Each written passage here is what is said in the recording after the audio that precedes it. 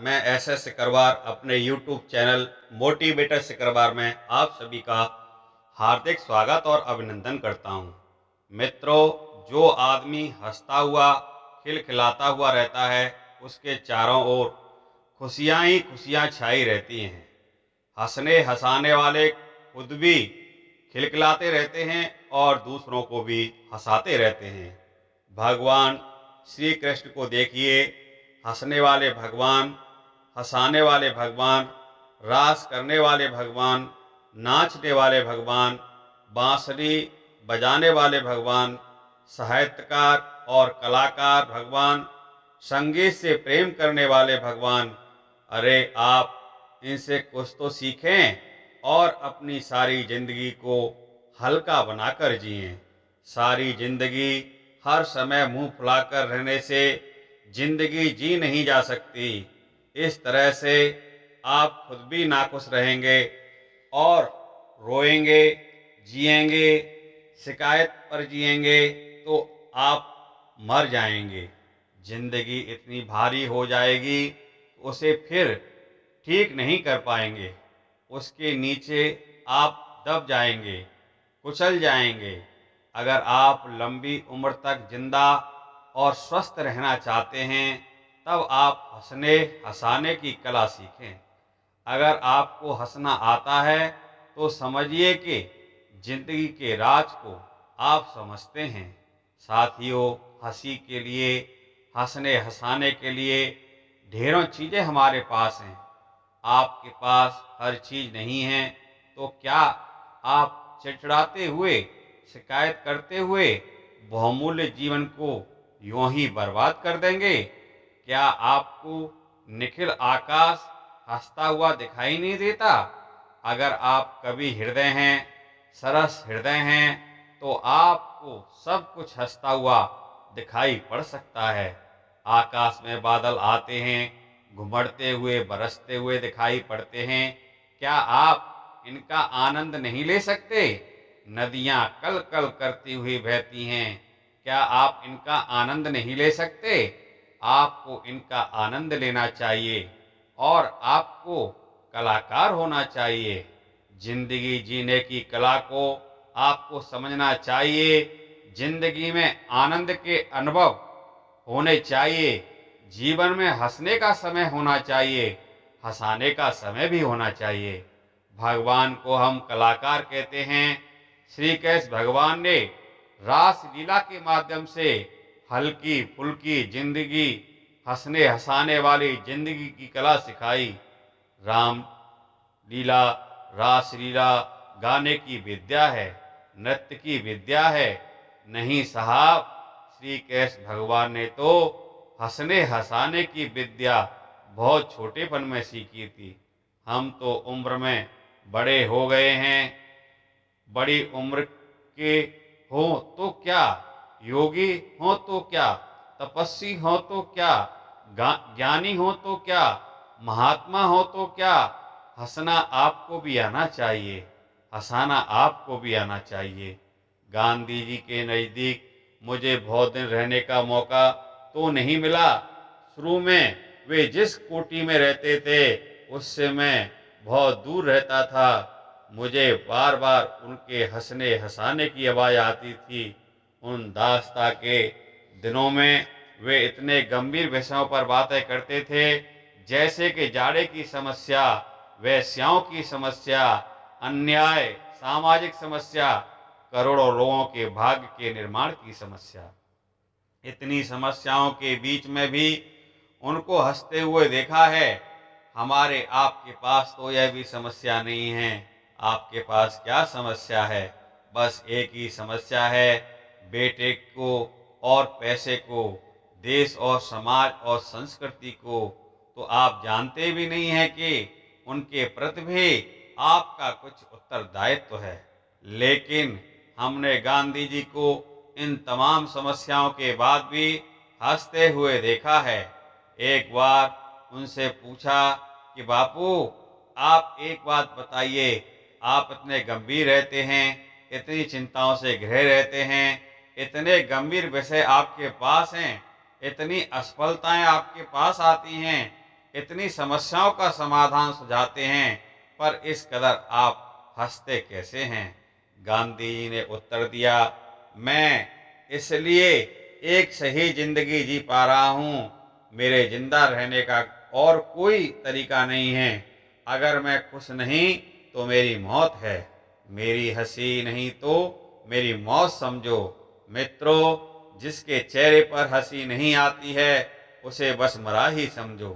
श्री कृष्ण भगवान ने वह कला सिखाई है जिसको हम जिंदगी का प्रण कह सकते हैं, जीवन कह सकते हैं। रास इसी का नाम है। नहीं साहब, इसमें तो बहुत रंगदारी है। नहीं बेटे, इसमें स्वाभाविकता है, शालीनता है। आप महाभारत पढ़ लीजिए, भागवत पढ़ लीजिए। जिस समय तक उन्होंने रासलीला की है तब उनकी उम्र 10 साल की थी। 10वें साल तक सब रासलीला बंद हो गई थी। 7 साल की उम्र से प्रारंभ हुई थी और 10 साल की उम्र में सब रासलीला खत्म हो गई थी। 10 साल में ज्यादा में कोई रासलीला नहीं खेली गई। उसे कामुकता नहीं थी, ब्याह शादी की कोई बात नहीं थी। तब उसमें क्या बात थी? उसमें था हर्षमय आनंदमय जीवन। उसमें कन्हैया ने चाहा कि छोटे छोटे बच्चे हों, साथ साथ घुल मिलकर हंसें खेलें। स्त्री पुरुष के बीच शालीनता का क्या फर्क होना चाहिए, शील और आचरण का क्या फर्क होना चाहिए, यह जानें। अगर एक दूसरे को अलग कर देंगे, काट देंगे, तो फिर आप किस तरह से जिएंगे? माँ बेटे साथ साथ नहीं रहेंगे तो किसके साथ रहेंगे? बाप बेटी भाई बहन साथ साथ नहीं रहेंगे। बेटी बाप की गोदी में नहीं जाएगी क्योंकि वह स्त्री है और ये पुरुष है। दोनों अलग अलग हो जाएंगे। छूने मत दीजिए। औरत को इस कोने में बैठाइए और मर्द को उस कोने में बैठाइए। अरे भाई, ये कहाँ का न्याय है? स्त्री और पुरुष कंधे से कंधा मिलाकर काम करें, गाड़ी के दो पहियों की तरीके से काम करें, तो ही जीवन में आनंद है, प्रगति है। मित्रों, श्री कृष्ण भगवान ने उस जमाने में लड़के लड़कियों को एक सेना पैदा की और उसे एक दिशा दी। उन्होंने कहा, लड़के और लड़कियों में अंतर करने से क्या होगा? हम और आप सब बच्चे हैं। उस जमाने के पुरुषवादी समाज पर स्त्रीगामी समाज, जिसमें पाप और अनाचार का बंधन नहीं लगाया गया था, केवल स्त्री पुरुष को अलग रखने की व्यवस्था की गई थी। जहाँ शील आंखों में रहता है उस स्थान पर ध्यान नहीं दिया गया था। केवल शारीरिक बंधनों में शील की रक्षा करने की कोशिश की गई थी। श्री कृष्ण भगवान ने उसे तोड़ने की कोशिश की। भगवान श्री कृष्ण के जीवन सिद्धांतों का जीवन था, आदर्शों का जीवन था। उनकी सारी लीलाएं सिद्धांतों और आदर्शों को प्रख्यात करने वाले जीवन से ओतप्रोत थीं। मित्रों, बात चल रही थी श्री कृष्ण भगवान की। कृष्ण भगवान का रास्ता दूसरा था। राम अवतार में जो अभाव रह गया था, जो कमी रह गई थी, जो अपूर्णता रह गई थी, वह उन्होंने पूरी की। इस बात से फायदा यह हुआ कि शरीफों से वास्ता न पड़े तब क्या करना चाहिए, खराब लोगों से वास्ता पड़े तब खराब भाई हो, तब खराब मामा हो, तब खराब रिश्तेदार हों, तब क्या करना चाहिए। तब के लिए श्री कृष्ण भगवान ने नया रास्ता खोला। इसमें विकल्प हैं। इसमें शरीफों के साथ शराफत से पेश आइए। जहाँ पर न्याय की बात कही जा रही है, उचित बात कही जा रही है, इंसाफ की बात कही जा रही है, वहाँ पर आप समता रखिए और उसको मानिए और अपना नुकसान उठाइए। लेकिन अगर आपको गलत बात कही जा रही है, सिद्धांतों की विरोधी बात कही जा रही है, तो आप इनकार कीजिए और उससे लड़िए और जरूरत पड़े तो उनका मुकाबला कीजिए और मारिए। कंस श्री कृष्ण भगवान के रिश्ते में मामा लगता था, लेकिन वह अत्याचारी और आताताई था। अतः उन्होंने यह नहीं देखा कि रिश्ते में कंस हमारा कौन होता है। उन्होंने केवल स्वयं ऐसा किया, वरन अर्जुन से भी कहा कि रिश्तेदार वो है जो सही रास्ते पर चलते हैं। सही रास्ते पर चलने वालों का सम्मान करना चाहिए, उनकी आज्ञा माननी चाहिए, उनका कहना मानना चाहिए, उनके साथ साथ चलना चाहिए। लेकिन हमको कोई गलत बात सिखाई जाती है, उसे मारने से, उसे न मानने से इनकार कर देना चाहिए। मित्रों, कृष्ण भगवान की दिशाएं और शिक्षाएं यही थी। कोई हमारा रिश्तेदार नहीं है, हमारा रिश्तेदार सिर्फ एक है और उसका नाम है धर्म। हमारा रिश्तेदार एक है और उसका नाम है कर्तव्य। आप ठीक रास्ते पर चलते हैं तो हम आपके साथ हैं और आपके हिमायती हैं, बाप के साथ हैं, रिश्तेदार के साथ हैं। अगर आप गलत रास्ते पर चलते हैं तो आप रिश्ते में हमारे कोई नहीं होते। हम आपकी बात को नहीं मानेंगे और आपको उजाड़ कर रख देंगे। मित्रों, ये है श्री कृष्ण भगवान के जीवन की गाथाएं, जो राम के जीवन के विरोधी नहीं हैं, वरन पूरक हैं। राम के अवतार में जो कमी रह गई थी, उसे कृष्ण अवतार में पूरा किया गया। राम का वास्ता अच्छे आदमियों से ही पड़ता रहा, अच्छे संबंधी मिलते रहे, उनमें सुमंत मिले, उन्हें कौशल्या मिली तो उन्हें लक्ष्मण मिले जो अच्छे थे। उन्हें सब शरीफ ही मिलते गए। अगर शरीफ आदमी मिलते तो क्या करते? तब श्री कृष्ण भगवान ने जो लीला करके दिखाई वह वे भी करते। श्री कृष्ण ने अर्जुन को समझाया कि तू लड़, चाहे तेरे गुरु हों या कोई भी क्यों न हो। भगवान श्री कृष्ण ने अपनी सारी जिंदगी बादलों की तरीके से जी। उन्होंने कहा, हमारा कोई गांव नहीं है, सारा गांव हमारा है। जहाँ कहीं भी हमारी जरूरत होगी हम वहां पर जाएंगे। वे कहाँ पैदा हुए? वे मथुरा में पैदा हुए, फिर भी गोकुल में बसे। वहां गाय चराई, उज्जैन में पढ़ाई लिखाई की, दिल्ली के कुरुक्षेत्र में लड़ाई झगड़े में भाग लिया और फिर न जाने कहाँ कहाँ मारे मारे फिरते रहे। आखिर में कहाँ चले गए? आखिर में द्वारका चले गए। आपके ऊपर तो होम सिकनेस हावी हो गई है, जो घर से आपको निकलने नहीं देती है। अरे साहब, घर से बाहर कैसे निकलेंगे? हमें तो घर वालों की याद आती है। हमारा पोता हमारी याद करता है। पोती है, कहती है कि बाबा कब आओगे? हम अपने घर से बाहर नहीं जाएंगे, गांव में ही हवन कर लेंगे। 100 कुंडीय यज्ञ तो हमारे गांव में ही होगा। मंदिर बनेगा तो हमारे गांव में ही बनेगा। अस्पताल बनेगा तो हमारे गांव में ही बनेगा। गांव गांव रट लगाता रहता है।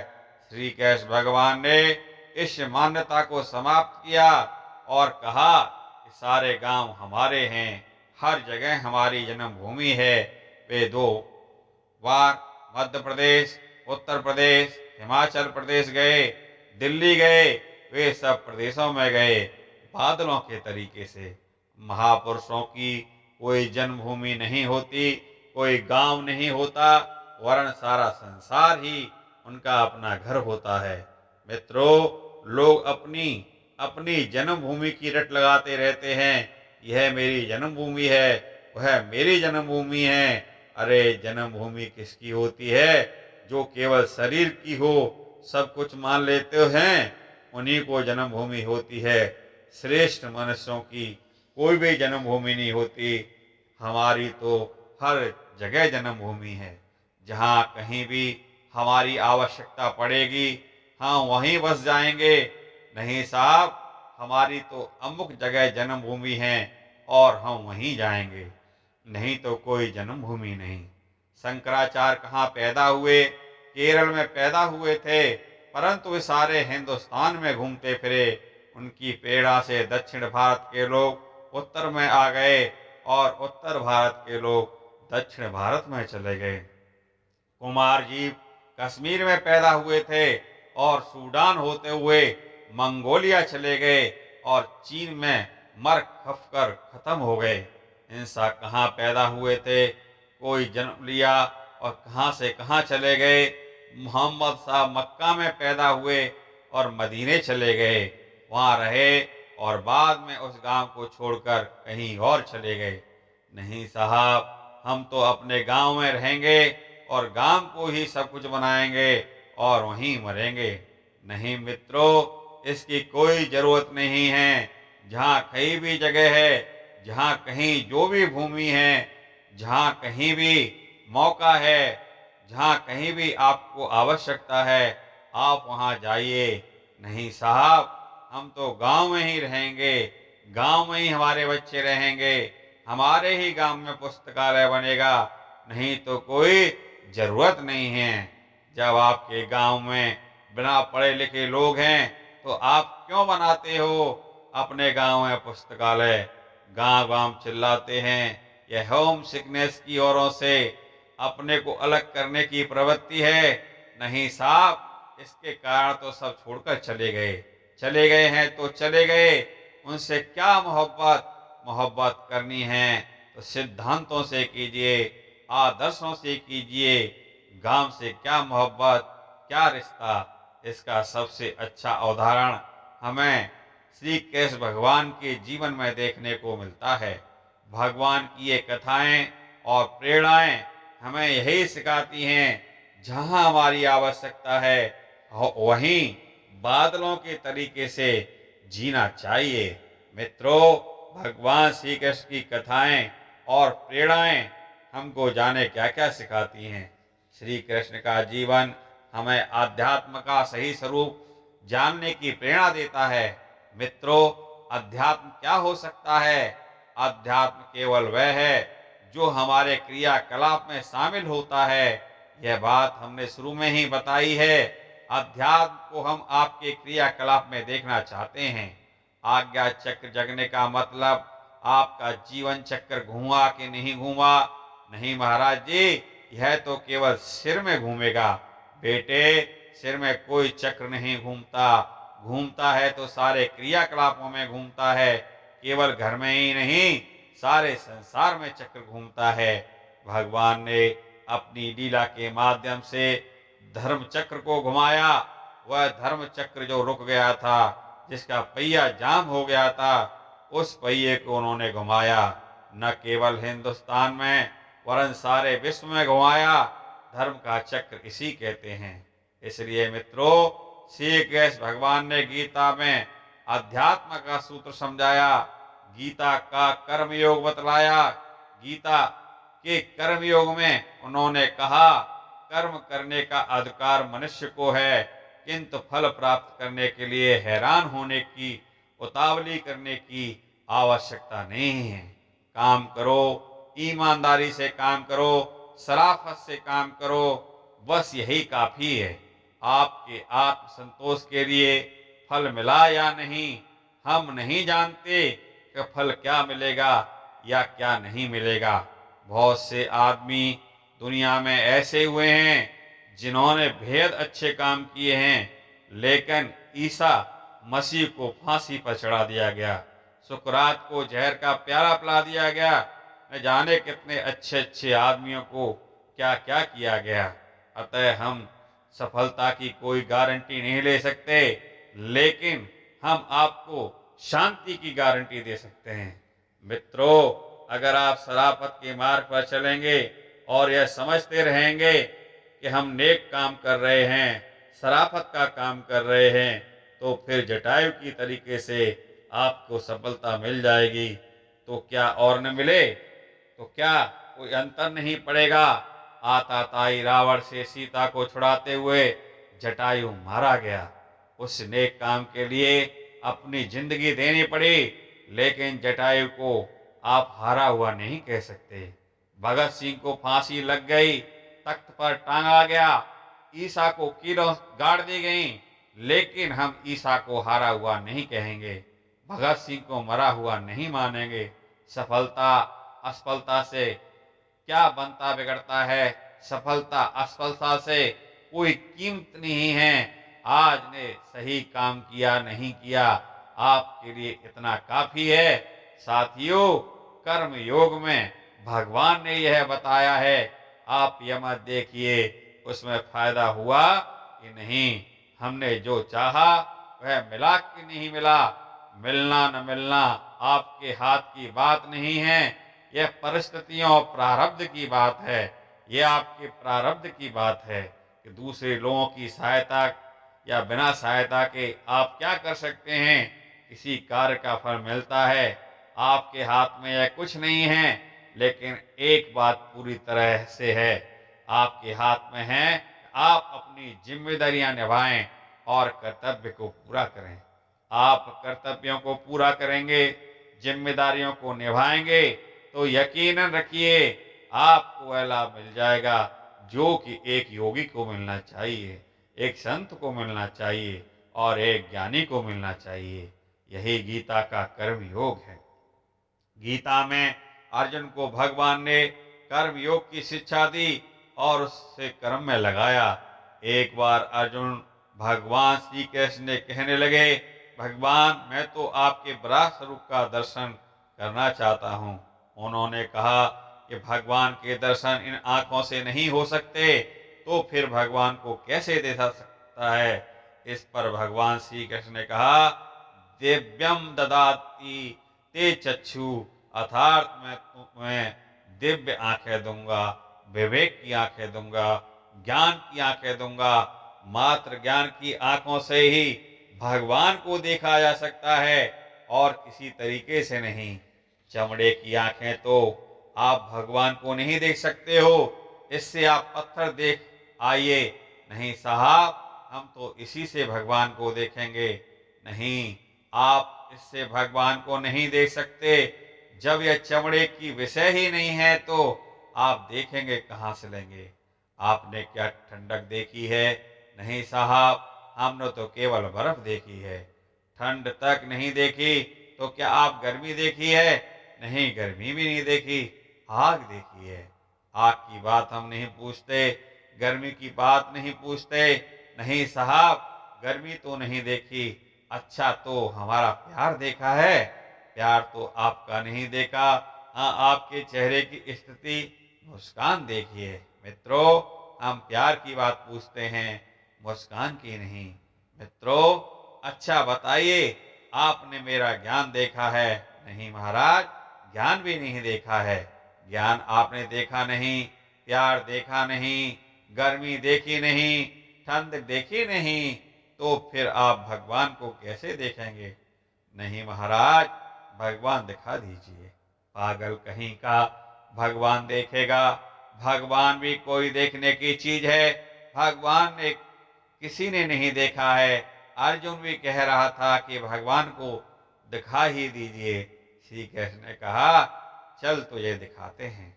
उन्होंने अपना विराट रूप दिखाया और कहा, देख यही भगवान है, यही स्वरूप है। उन्होंने अपनी माता यशोदा को भी दिखाया था। राम ने भी अपनी माता कौशल्या को अपना विराट रूप दिखाया था। उन्होंने कागभुंड को भी दिखाया था और कहा था कि देख यही मेरा विराट रूप है। साथियों, अगर आप आंखों से भगवान को देखना चाहते हो तो संसार में जितनी भी दिव्य शक्तियां हैं, जितनी भी दिव्य विचारधाराएं हैं और जितने भी दिव्य कर्म दिखाई पड़ते हैं, उनमें आप भगवान की क्रीड़ा को देख सकते हैं। यही उनके क्रीड़ा करने के योग्य स्थल हैं। उनको ही आप अक्षत चढ़ाइए, जल चढ़ाइए, अगरबत्ती चढ़ाइए, उसमें ही अपनी अक्ल लगाइए, अर्थात ध्यान कीजिए। ध्यान करने का मतलब है भगवान के लिए अपनी अकल खर्च करना। आच्छतम समर्प्यामि का अर्थ है अपनी कमाई का एक हिस्सा लोक मंगल में लगा देना। आचमनम समर्प्यामि एवं स्नानम समर्प्यामि, अर्थात पानी चढ़ा देने का भी यही मतलब होता है। समाज को श्रेष्ठ बनाने के लिए, लोगों को अच्छा बनाने के लिए, दुनिया में भलाई लाने के लिए अपना पसीना बहाइए, अपनी अक्ल लगाइए, अपना पैसा खर्च कीजिए। पानी चढ़ाने का अर्थ है पसीना बहाना, श्रम करना, अच्छाई के लिए मेहनत करना, पूजा अर्चना के पीछे, कर्म कांडों के पीछे छिपे हुए भाव, शिक्षा एवं प्रेरणा को समझना, बहुत जरूरी है। भगवान ने गीता में यही उपदेश सिखाया है और कहा है, कोई भी श्रेष्ठ कार्य बिना श्रम और संयोग के संभव नहीं है। उदाहरण के लिए, जब उन्होंने पहाड़ उठाए तो ग्याल वालों ने, आप जरा हिम्मत कीजिए, हमारे साथ आइए और हमारी मदद कीजिए, अपनी लाठी का सहारा लगाइए। मित्रों, जनता को साथ लिए बगैर आप कुछ भी नहीं कर सकते। अकेले आप समाज को सुधारेंगे तो आप नहीं सुधार सकते। आप अकेले कुछ भी नहीं कर सकते। आप लोगों को साथ बुलाइए, साथ लेकर चलिए। नहीं साहब, हम तो बड़े ज्ञानी हैं, हम तो बड़े विद्वान हैं। ठीक है, आप विद्वान हैं तो बहुत अच्छी बात है, लेकिन आपको साथ में लोक शक्ति है कि नहीं? आप जनता के पास जाइए और लोक शक्ति को बढ़ाइए। लोक शक्ति के जगाए बिना राम का उद्धार नहीं हो सका, कृष्ण का उद्धार नहीं हो सका, बुद्ध का उद्धार नहीं हो सका और गांधी का भी नहीं हो सका। किसी का भी उद्धार नहीं हो सका और कभी हो भी नहीं सकता है। जनशक्ति को जगाइए, जनता के पास जाइए, जनता को साथ लीजिए, जन सहयोग लीजिए। श्री कृष्ण भगवान का गोवर्धन उठाना, महाभारत में सेना को खड़ा कर देना, इस बात का सबूत है। उन्होंने जो काम किया मेहनत से किया और लोगों की सहायता से किए, जनशक्ति के साथ लेकर किए गए काम। भगवान श्री कृष्ण के ब्याह शादी के बारे में कितनी ही किंवदंतियां मालूम पड़ती हैं। अभी जो आपको हम भगवान की कथा बताने वाले थे, उसमें पहला विषय श्री कृष्ण भगवान के शादी ब्याह वाला किस्सा ही था। लोगों ने उनके विवाह और रास को इतना घिनौना बना दिया है, जिसे हम नहीं चाहते हुए हैं कि हमारे पिता के ऊपर है, हमारे बुजुर्गों के ऊपर है। ऐसे गंदे और वाहियात आक्षेप लगाए जाएं, हम इस बकवास को सुनना नहीं चाहते और न ही इस तरह की रास लीला को देखने का हमारा जरा सा भी मन है और न फुर्सत है। नहीं गुरु जी, रास तो देख लीजिए। नहीं बेटे, हम रास नहीं देखना चाहते, हम शिक्षा वाला नाटक देखना चाहते हैं, जिसमें भगवान श्री कृष्ण ने यह करके दिखाया था कि अपना राज सुदामा को सुपुर्द कर दिया था और तप करने चले गए थे।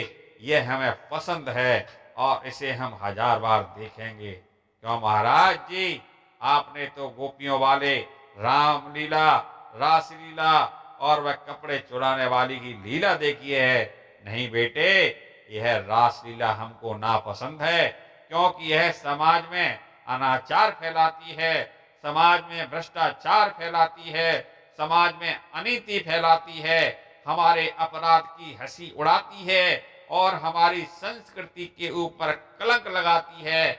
यह हमें नापसंद है, इसे न हम देखना चाहते हैं और न सुनना चाहते हैं। मित्रों, भगवान श्री कृष्ण के दाम्पत्य जीवन के बारे में जो वाहियात बातें सुनने की मिलती रही हैं, इसके संबंध में जब हम गहराई से जाते हैं तो पता चलता है ये तमाम वाहियात बातें पीछे पंडितों ने मिलाई हैं। असल में उनका एक ही ब्याह हुआ था। रुक्मिणी को वो छीन कर नहीं लाए थे। रुक्मिणी के भाई रुक्म की रजामंदी से यह ब्याह हुआ था। जब महाभारत में कथा मैंने पढ़ी तो मुझे बहुत पसंद आई और तब से मैंने श्री कृष्ण भगवान की शादी के बारे में जिक्र करना शुरू कर दिया। पहले मैंने भी फैसला किया था कि श्री कृष्ण के ब्याह के बारे में मैं कुछ नहीं बोलूंगा, न कोई बताऊंगा। बद्रीनाथ किसे कहते हैं? बद्री यानी कि बेर, बेर माने तो बद्री, बेरों का जंगल था। वहां जहां आज बद्रीनाथ हैं, वे वहां चले गए थे और अपनी धर्म पत्नी के साथ 12 वर्ष तक तप किया था। इसके पीछे सिद्धांत छिपा हुआ था, आदर्श छिपा हुआ था कि हमें एक ऐसी संतान चाहिए जो कामुकता के संस्कारों से दूर हो। इसके पीछे उद्देश्य यह था कि श्रेष्ठ नागरिक होने के लिए संयम के साथ में, तप के साथ में, ज्ञान के साथ में एक सुसंस्कारी संतान देनी है। 12 वर्ष तक इसलिए तप करके आए थे उनके केवल एक पुत्र उत्पन्न हुआ था, उसका नाम था प्रद्युम्न था। मित्रों, श्री कृष्ण भगवान का दाम्पत्य जीवन श्रेष्ठ वाला दाम्पत्य जीवन रहा। इसमें इस तरह के बकवास का कोई गुंजाइश नहीं है कि उनकी हजारों रानियां थीं। उनकी जिंदगी की आखिरी वाली दो घटनाएं इतनी शानदार रही हैं। पहली घटना वह जब उन्होंने संपत्ति इकट्ठी की और कहा इसका हिसाब होना चाहिए कि कितना धन किस राज्य में कहाँ कहाँ स्थापित हो। एक बार जब सुदामा जी द्वारका राज्य में आए और श्री कृष्ण भगवान को बताया कि सुदामा नगरी का हमारा गुरुकुल टूटा फूटा हुआ पड़ा है, हमारे यहाँ धन की कमी आ गई है, छात्रों के निवास के लिए स्थान की कमी पड़ गई है, पढ़ने के लिए पुस्तकें नहीं है। यह सुनकर उन्होंने सोचा कि पैसे का इससे अच्छा उपयोग कुछ भी नहीं हो सकता है। आपके पास धन संपदा हो, आप सोचें कि अगर इसमें मेरा बेटा खाएगा, पोता खाएगा, लेकिन अगर कोई और खाएगा तो मैं उसकी जान ले लूंगा। अपनी सारी कमाई किसको देगा? बेटे पोते को देगा। अगर और किसी को देगा तो तेरी जान निकल जाएगी। मित्रों, क्या हुआ? कृष्ण भगवान ने देखा कि राज्य इकट्ठा किया, पैसा इकट्ठा किया, लेकिन इसमें खर्च करना चाहिए था। आकर इसे खर्च कहाँ किया जाए, यह विचार कर रही थे कि सुदामा जी आ पहुंचे। उन्होंने सोचा बस हो गया मेरा काम। यही तो मैं तलाश कर रहा था कि ऐसा ठीक स्थान मिले जहां हमारे धन का अच्छे से अच्छा उपयोग हो सके। समझ में नहीं आ रहा था कि मैं किसको दूं, किसको न दूं। मांगने वाले तो हजारों आते हैं, लेकिन जहां आवश्यक है ऐसा कोई स्थान या व्यक्ति नहीं मिला। सुदामा जी, आप ठीक हैं, समय पर आ गए। चलिए, तो कुछ भी मेरे पास है वह सब मैं आपको देता हूँ, सब आपके सुपुर्द करता हूँ। और उनका जो सारे का सारा धन था उसे सुदामापुरी भेज दिया और वहां का विद्यालय विश्वविद्यालय में बदल दिया गया। मित्रों, यह उनके जीवन की निष्प्रहता थी, उनका कर्मयोग था। कर्मयोग में आदमी की आसक्तियां और मोह कटते जाते हैं और उसे यही दिखाई देने लगता है हमें क्या चाहिए। हजारों में कमाने का मादा है, लेकिन कमाने के मादे की सार्थकता तब है जब इसे किसी अच्छे काम में लगा सकें। मित्रों, प्राचीन काल में ऐसा ही होता रहा है। भगवान श्री कृष्ण ने भी अपना सारा धन सुदामा को सुपुर्द कर दिया था और वे निष्प्रह हो गए थे। ये सारी बातें उन्होंने अपने जीवन का उदाहरण प्रस्तुत करते हुए सार्थक दिखाई। उनके जीवन की अंतिम कथा यह है कि उन्हें याद आया कि पहले जन्म में हमने वाली को छिपकर मारा था। छिपकर मारना हमारी गलती थी, उसे छिपकर नहीं मारना चाहिए था। यह कोई कायदा नहीं है आप छिप करके किसी को मारें। छिपकर मारने वाले को हत्यारा कहते हैं, कसाई कहते हैं और जल्लाद कहते हैं। लड़ाई का कायदा यह है आप सामने वाले को भी हथियार दीजिए और खुद भी हथियार लीजिए, फिर चैलेंज कीजिए कि आइए, आपको भी अपनी रक्षा करने का अधिकार है। इस लड़ाई में जान हमारी भी जा सकती है और आपकी भी जा सकती है। आप हमारे ऊपर हमला कीजिए और हम आपके ऊपर हमला करेंगे।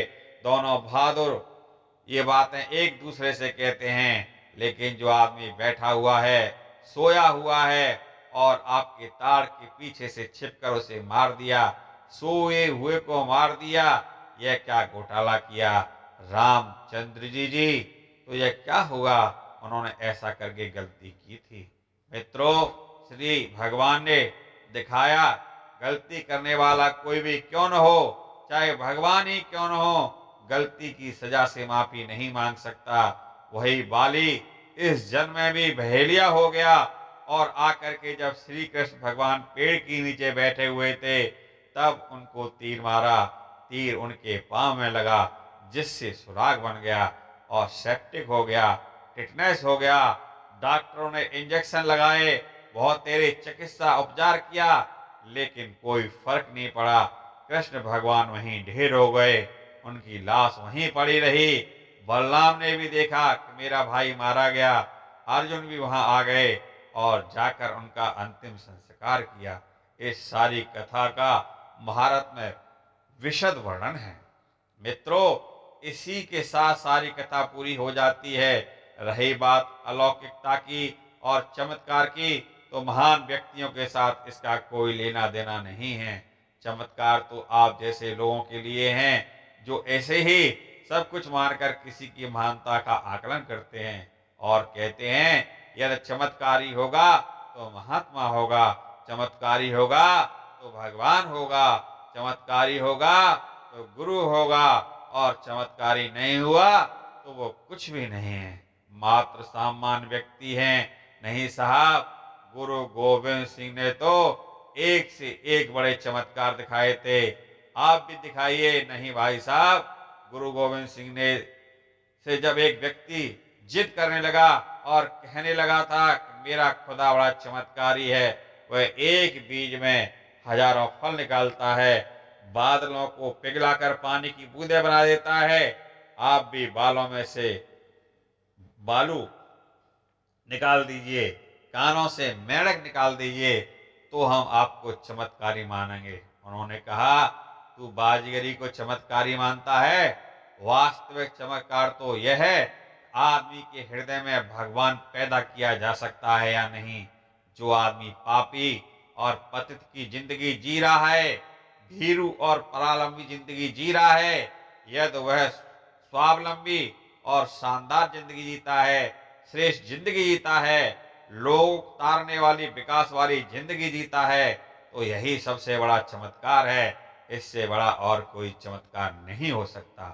श्री कृष्ण भगवान चमत्कारी थे, लेकिन लौकिक दृष्टि से वो घोर असफल गोपियों से प्यार करते थे, राधा से प्यार करते थे, लेकिन उन्हें छोड़कर वे कहां चले गए।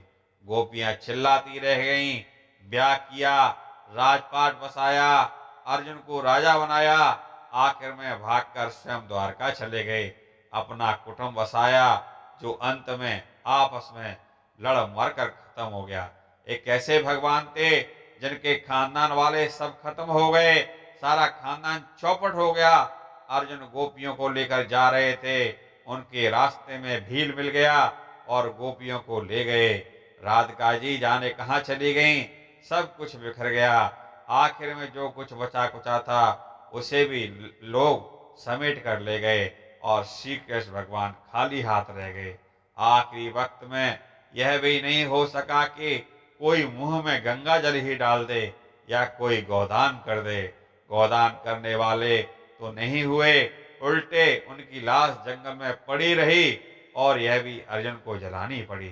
मित्रों, इस तरह संसार की दृष्टि से भगवान श्री कृष्ण घोर असफल सिद्ध हुए, लेकिन आदर्शों की दृष्टि से, सिद्धांतों की दृष्टि से घोर सफल सिद्ध हुए।